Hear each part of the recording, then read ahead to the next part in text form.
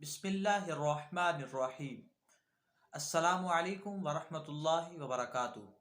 रदीतु बिल्लाहि रब्बा व बिल इस्लामि दीना व बि मुहम्मदिन नबिय्यन व रसूला। अल्लाहुम्मा सल्लि अला सय्यिदिना व मौलाना मुहम्मदिन व अला आलिहि व अस्हाबिहि व बारिक व सल्लिम। Dear audience, where there is a great types of misconceptions and mistakes in our minds and our people's mind, so there is also a misconception in our people's mind that where is God, and some our people say that God is above and God is in the heavens. So listen carefully, that due to the Ahlus Sunnah wal Jama'ah that we are, it is our Aqidah that the God has no physicality, the God has no housing. For the God there is no housing and there is no physicality. God is free from housing and God is free from physicality. God can see everything, God can listen everything, and anyone cannot listen him, anyone cannot see him except the holy personalities. So this is our Aqidah, that there is no housing for God and there is no physicality for God. And if someone says that which type of your God, that we cannot see him, so we tell to him it is just like air.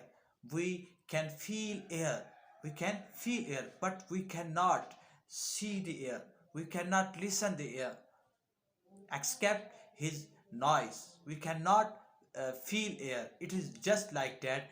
God has existence and we cannot see him, and no one can prove for the God physicality, and no one can prove for the God housing. It is our Aqidah. The God has no eyes, but he can see everything. The God has no ear, but he can listen everything. He has no hand, but he can move everything. And the Holy God say in his holy book that La yudrikuhul absar wa huwa yudrikul absar. Holy God says in his holy book that no eye can define him, but he defined every kind of eyes and every kind of seeing. So Allah has no housing and no physicality, not at all. Bismillahir Rahmanir Rahim.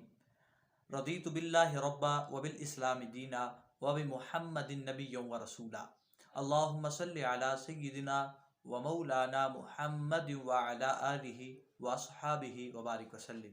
ناظرین، ہمارے درمیان جہاں عقیدے کے لحاظ سے بہت زیادہ اشکالات اور بہت زیادہ ابہامات پائے جاتے ہیں، وہاں ایک اشکال اور ایک ابہام عقیدہ توحید کے حوالہ سے بھی ہے کہ ہم باتوں باتوں میں یہ کہہ دیتے ہیں کہ اوپر خدا دیکھ رہا ہے یا اوپر خدا موجود ہے.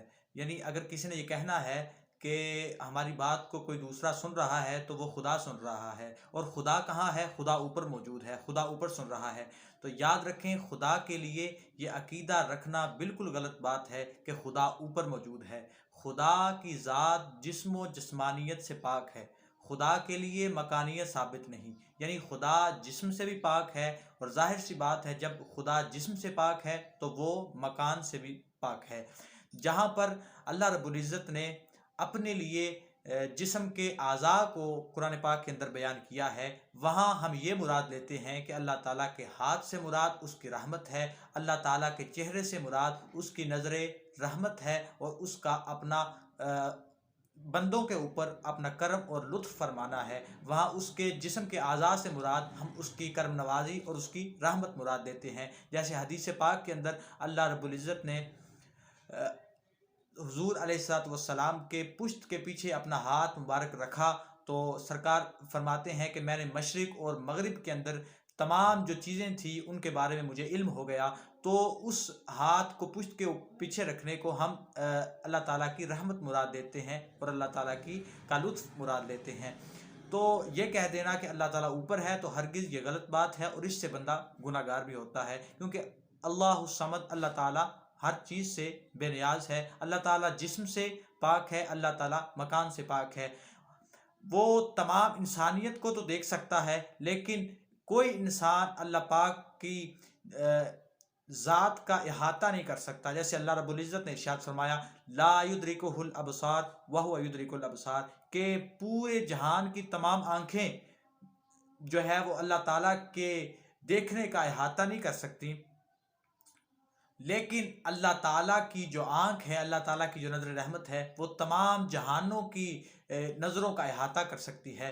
تو ہمیں یہ عقیدہ بالکل نہیں رکھنا چاہیے کہ خدا کا ایک جسم ہے اور خدا ایک جگہ پر موجود ہے, بلکہ قرآن پاک میں ہے فَأَيْنَمَا تُوَلُّوا فَثَمَّ وَجْهُ اللَّهِ, بس جہاں کہیں بھی تم اپنا رخ پھیرو وہیں پر تم اللہ رب العزت کی ذات کو پاؤ گے, اللہ رب العزت کے جلووں کو پاؤ گے. وہ ایسی ذات ہے کہ وہ ساری دنیا کو سلا تو سکتی ہے لیکن خود سو نہیں سکتی. وہ ساری دنیا کو مار تو سکتی ہے لیکن خود اس کے لیے ہمیشہ کی زندگی ہے, ابدی زندگی ہے.